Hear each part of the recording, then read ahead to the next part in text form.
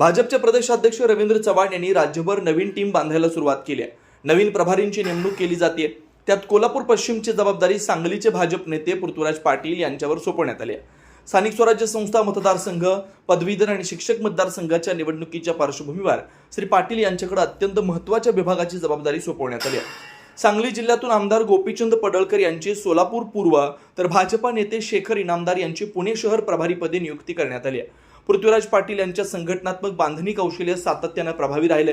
याआधी काँग्रेसमध्ये असताना सांगली शहर जिल्हाध्यक्ष म्हणून त्यांनी केलेली बांधणी, नव्या कार्यकर्त्यांना दिलेली संधी यामुळे त्या पदाला ग्लॅमर प्राप्त झालं होतं।